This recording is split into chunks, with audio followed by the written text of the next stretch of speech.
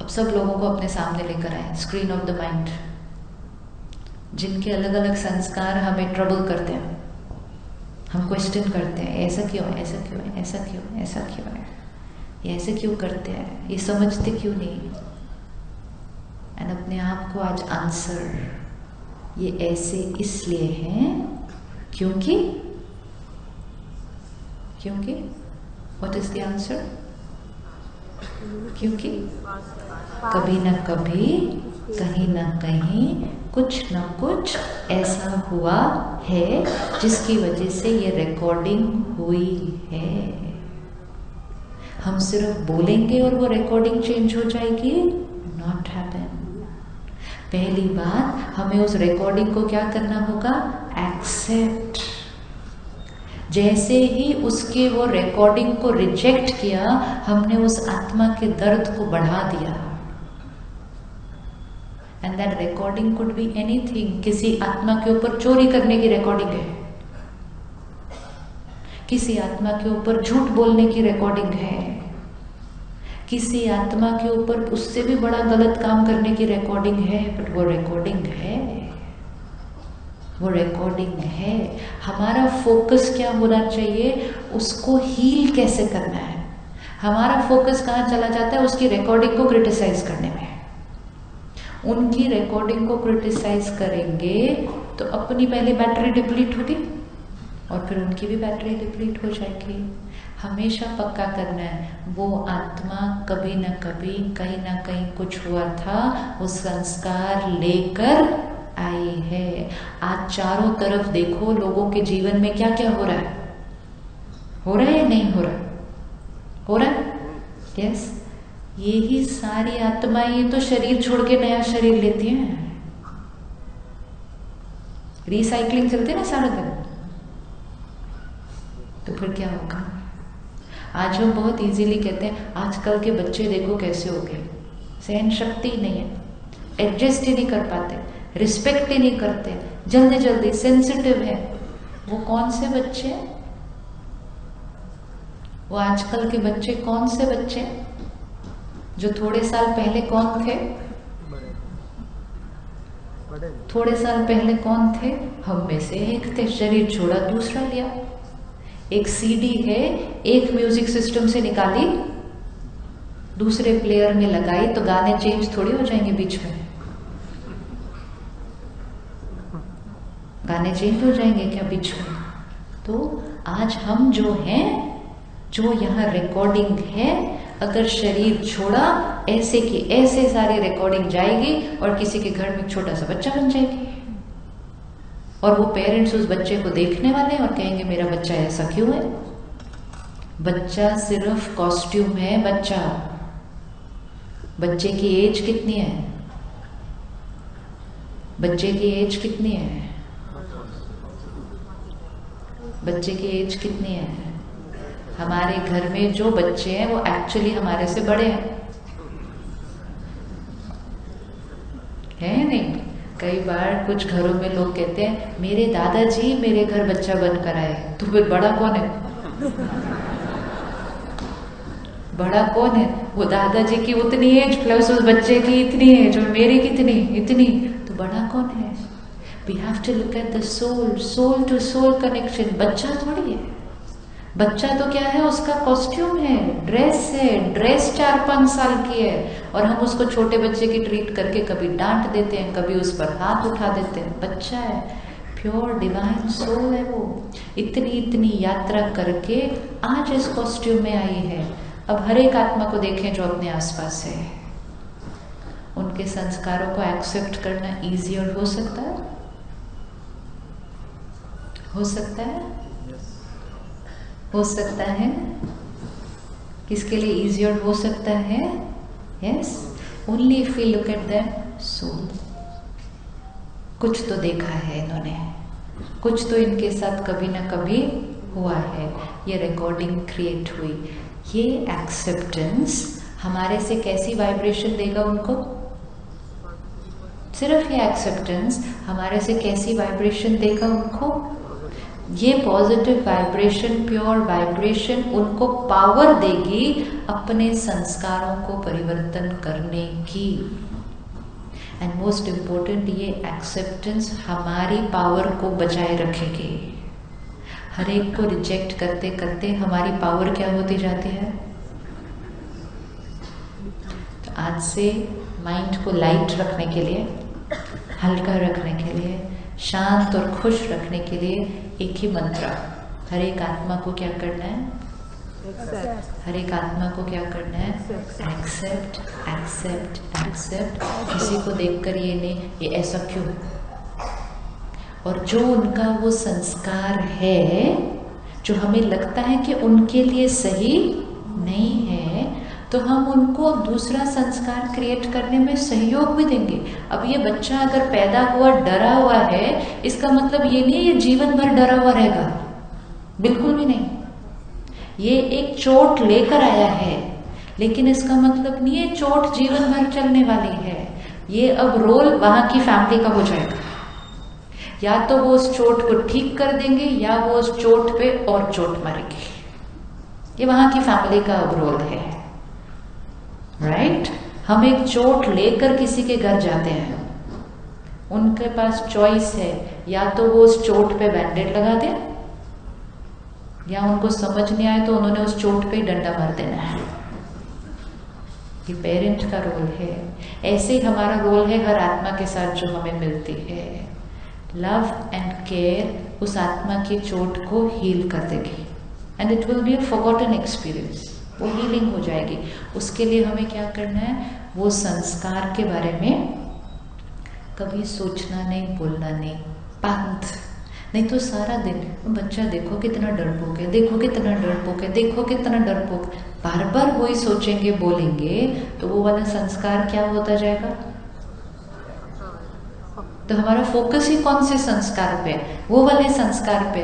तो वो वाला संस्कार क्या होता जाएगा? वो और affirm, leave it aside, it's there, है वो संस्कार। हमारा फोकस कौन से संस्कार पे होना चाहिए? कि मेरा बच्चा कितना पावरफुल है, क्योंकि पावर हर आत्मा का ओरिजिनल संस्कार है। मेरा बच्चा कितना पीसफुल है, क्योंकि पीस हर आत्मा का ओरिजिनल संस्कार है। तो जो संस्कार को हम इमर्ज करवाना चाहते हैं, उस संस्कार पे फोकस करेंगे, उसी के बारे में सोचेंगे, उसी के बारे में बोलेंगे, तो वो वाला संस्कार क्या होता जाएगा? इमर्ज होता जाएगा।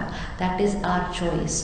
और अगर हमने वो किया तो हमारे पास पावर है कि दूसरी आत्मा को पावरफुल बना दिया, और उनको एम्पावर करते करते अपनी पावर को क्या कर दिया? अपनी पावर को क्या कर दिया? बढ़ा दिया। ये हमारा रोल है एक दूसरे के साथ। Easy easy easy, very simple. सिर्फ एक नजरिया है। सिर्फ ये याद रखने से इस आत्मा का संस्कार है। हर आत्मा अपने साथ दो ही चीजें लेकर आती है, एक संस्कार और दूसरा उसके कार्मिक अकाउंट, जो उसने कर्मों के हिसाब किताब बनाए हैं। हमें वो दोनों चीजों को एक्सेप्ट करना होगा, और उसके साथ उसको नर्चर कैसे करना है? वो चलना है। हम उनके कार्मिक अकाउंट में इंटरफेयर नहीं कर सकते, लेकिन उनके कार्मिक अकाउंट में इंटरफेयर करते करते खुद गलत कर्म कर देते हैं। हमारा कर्म हमारा भाग्य लिखता है, राइट?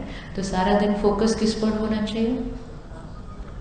मेरी सही सोच, बोल और कर्म, क्योंकि वो मेरी एनर्जी है जो मेरा भाग्य लिखती है।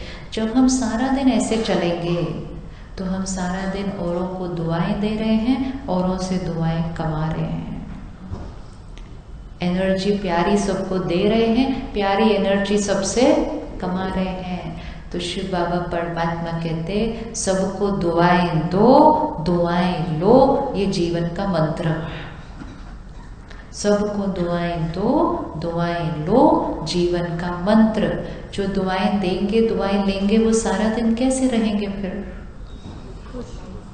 जो दुआएं देंगे, दुआएं लेंगे, वो सारा दिन कैसे रहेंगे? फिर उनको खुश रहने के लिए फिर कुछ करना थोड़ी है। और दुआएं देना मतलब हर आत्मा के संस्कार को एक्सेप्ट करना। दुआएं देना श्रेष्ठ कर्म, कोई ऐसा कर्म नहीं जिससे दूसरे का मन अशांत हो, और जहां तक हो सके ऐसा कर्म जो दूसरे के मन को शांति और खुशी दे, तब तो पुण्य का खाता इतना बढ़ता जाएगा। हमें लगा दान पुण्य मतलब सिर्फ किसी को खाना खिलाना, किसी को धन देना, किसी को शांति देना, किसी के मन को खुशी देना। जब वो दिया तो अपना पुण्य का खाता क्या हो जाएगा, फिर ऐसे जमा होगा। तो जीवन का लक्ष्य दुआएं कमाना। सारा दिन में क्या क्या कर सकते हैं दुआएं कमाने के लिए? कैसे दुआएं कमाएंगे? चेक करो अपनी जीवन में सारा दिन में क्या ऐसा कर सकते हैं जो दुआएं कमाएंगे। क्या कर सकते हैं ऐसा सारा दिन में कि हम दुआएं कमाएंगे? हर एक के लिए अच्छा सोचें, मतलब उनके संस्कार के प्रति जजमेंटल और क्रिटिकल नहीं, और उनके संस्कार को एक्सेप्ट करें। अच्छा सोचेंगे, फिर अच्छा बोलेंगे और अप्रिशिएट करेंगे उनको, और हेल्प करेंगे, और हाँ जी क्षमा करेंगे। Very beautiful. और कितनी सारे तरीके हैं। हम सारा दिन में बैठकर ये तो सोचते हैं कितने तरीके हैं पैसे कमाने के, कहाँ इन्वेस्ट करें, कौन से शेयर्स खरीदें, फिर म्यूचुअल फंड भी करें, फिर बैंक में डालें या सोना लें, ये करें वो करें। सारा दिन यहाँ से कहाँ से थोड़ा सा ज्यादा मिल सकता है, होता है या नहीं होता? सारा दिन इतना चिंतन करते कैसे पैसे कमाना है, थोड़ा इधर कम है, थोड़ा सा ज्यादा करने के लिए यहाँ से निकालेंगे दूसरी जगह लगाएंगे। जितना मेहनत पैसे कमाने पे करते हैं, अगर थोड़ी सी अटेंशन इस पे कर लें, सारा दिन में दुआएं कैसे कमानी है आज, तो जो दुआएं कमाएंगे उनके लिए फिर खुश और लाइट रहना। जो धन कमाएंगे उनके पास सामान आएगा, लेकिन जो दुआएं कमाएंगे उनके पास क्या क्या आएगा? उनके पास वो सारी चीजें आएंगी जो धन से नहीं खरीदी जा सकती। There is one whole list of things which money can buy. बहुत सारी चीजें इस दुनिया में जो पैसे से खरीदी जा सकती हैं, लेकिन बहुत सारी चीजें वो हैं जो पैसे से खरीदी नहीं जा सकती। कौन सी चीजें हैं जो पैसे से खरीदी नहीं जा सकती? खुशी, प्यार, शांति और हेल्थ। ब्यूटीफुल। हेल्थ और रिस्पेक्ट और लव और हाँ जी मैनर्स, कैरेक्टर और दुआ और पीस। सी ब्यूटीफुल रिलेशनशिप्स, प्यारे रिश्ते पैसों से नहीं खरीदे जा सकते। अब चेक करें जीवन में मेरी कौन सी लिस्ट ज्यादा इंपॉर्टेंट थी। एक लिस्ट है कपड़े, गाड़ी, बंगला, फोन, फ्रिज, वो सारे, और एक लिस्ट है प्यार, शांति, संतुष्टता, रिश्ते, सेहत।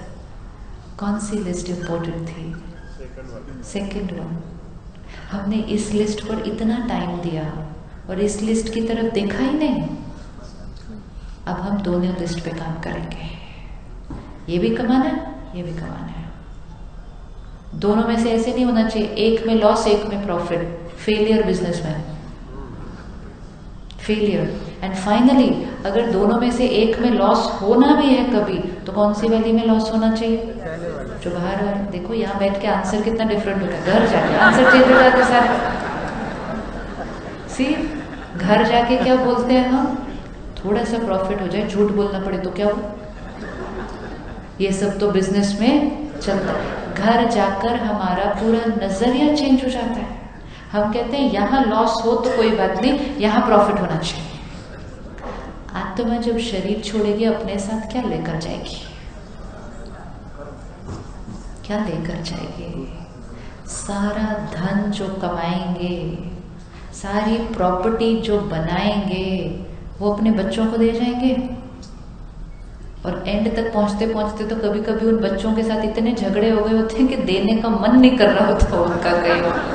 या आई मीट पेरेंट्स टुडे, कहते मेरा मन ही नहीं है मेरे बेटे को अभी ये सब दे के जाने का, क्योंकि इतना कुछ क्रिएट हो गया उस प्रोसेस के अंदर। और वो क्रिएट क्यों हुआ?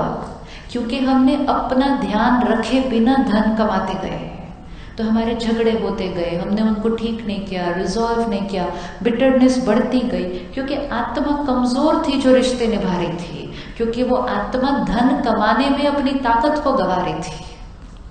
और ताकत को कैसे गंवा रही थी? धन को गलत तरह से कमाने के कारण। तो फिर एंड में वो पैसा भी क्वेश्चन मार्क ही बन गया। चलो सब कुछ भी ठीक रहा तो भी एंड में वो सब कुछ छूट जाएगा। आत्मा अपने साथ क्या लेकर जाएगी? अपना संस्कार। अपने साथ क्या लेकर जाएगी? शरीर छूट गया, परिवार छूट गया, बाकी जो कमाया वो छूट गया। अंदर जो कमाया वो नहीं छोड़ पाएंगे, वो छोड़ना भी चाहेंगे तो नहीं छोड़ पाएंगे। अपने संस्कार और कार्मिक अकाउंट हम नहीं छोड़ पाएंगे, हमारे साथ यहाँ से वो आगे जाएगा। जो हमारा आज इस कॉस्ट्यूम में क्लोजिंग बैलेंस होगा, वो नया कॉस्ट्यूम लेते ही हमारा ओपनिंग बैलेंस होगा। बच्चा क्लीन बैलेंस शीट पे नहीं शुरू होता है, इसीलिए हर बच्चा अलग है। अगर क्लीन बैलेंस शीट पे शुरू होता तो हर बच्चे का भाग्य एक जैसा होता ना। आज बच्चा किस घर में पैदा हो रहा है, आज बच्चे को कौन सा शरीर मिल रहा है, आज बच्चे को महल मिलता है या झोपड़ी मिलती है, आज बच्चे को 50 लोगों का परिवार मिलता है या वो अकेला कहीं ढूंढा जाता है कि कहीं पड़ा हुआ है। ये सारी चीजें कैसे डिसाइड हुई? ये सारी चीजें उसकी इस कॉस्ट्यूम की ओपनिंग बैलेंस शीट है, बेस्ड ऑन उसकी पिछले दिन की क्लोजिंग बैलेंस शीट। अब वो बच्चे को उस जीवन काल में कमाया हुआ सारा धन भी इस कॉस्ट्यूम में खाना नहीं खिला सकता, नहीं खिला सकता, वो छूट गया। लेकिन वो संस्कार और कर्म अब उसको इस कॉस्ट्यूम में धन नहीं दे रहे।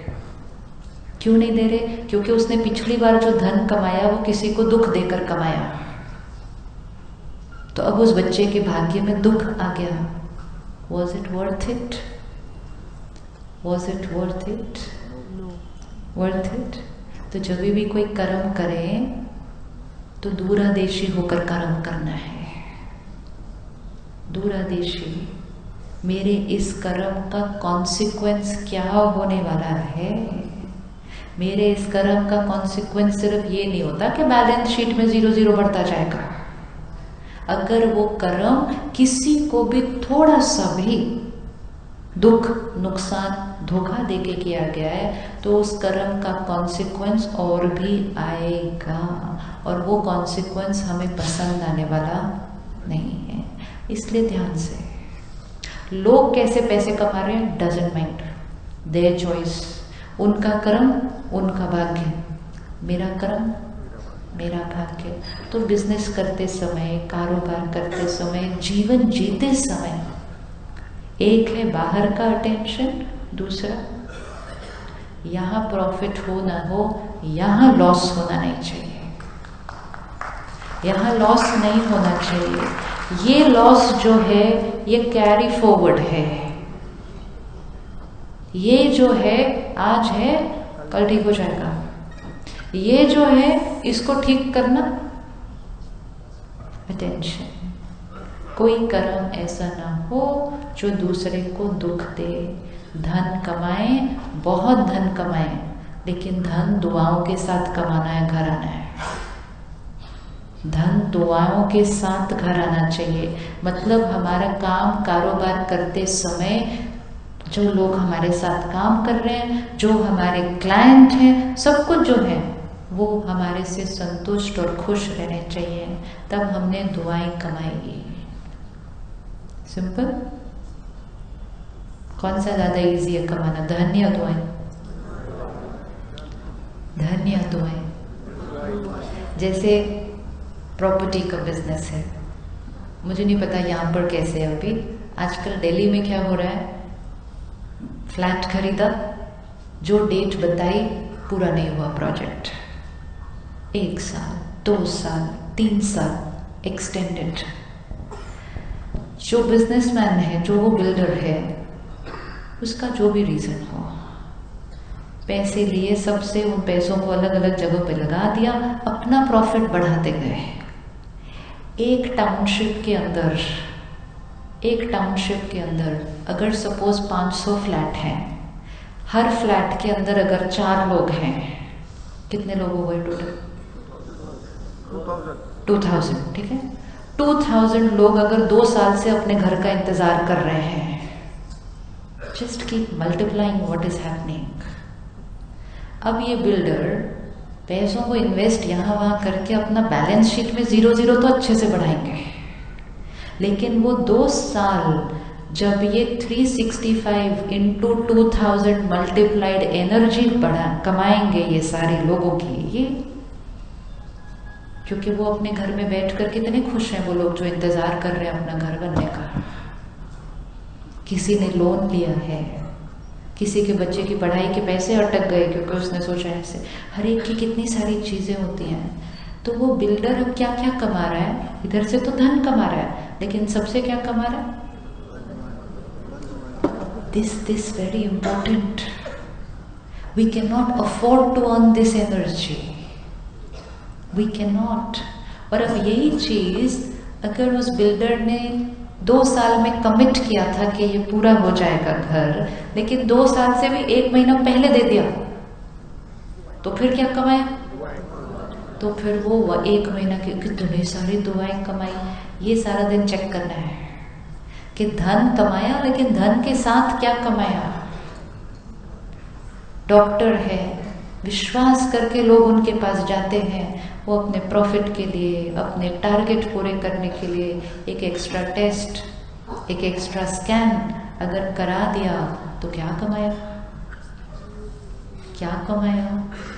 ऐसी कमाई घर नहीं लाना है, क्योंकि ऐसी कमाई अपने साथ घर जब आएगी तो वो अपने साथ क्या लेकर आएगी? वो किसी का दर्द लेकर आएगी। जब किसी का दर्द लेकर हम अपने घर धन लेकर आएंगे तो वो हमारे घर,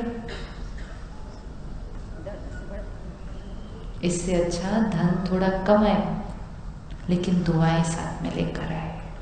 क्योंकि धन से तो हमने सामान ही खरीदना था, सिर्फ ज्यादा से ज्यादा क्या होगा, 2 सामान कम खरीदेंगे। लेकिन दुआएं अगर आएंगी तो हमारे घर खुशी और सेहत तो आएगी।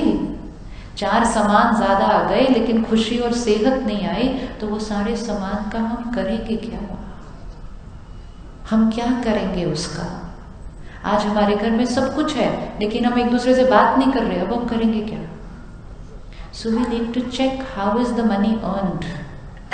धन प्योर, अन्न जो हम खाते हैं वो प्योर, तो मन प्योर तो तन ऑटोमेटिकली प्योर। जब ये सब कुछ है तो भाग्य कैसा होगा? तो इसलिए बिजनेस में, काम में, कारोबार में, जीवन जीने के तरीके में कहीं भी मिक्सचैरिटी नहीं करनी है। कहीं भी अपने आप को ढीला नहीं छोड़ना कि थोड़ा सा तो चलता है। अगर अपने आप को कहा थोड़ा सा तो चलता है तो साथ में ये भी कहना कि भाग्य में भी फिर थोड़ा सा चलता है, एक्सेप्ट करना पड़ेगा।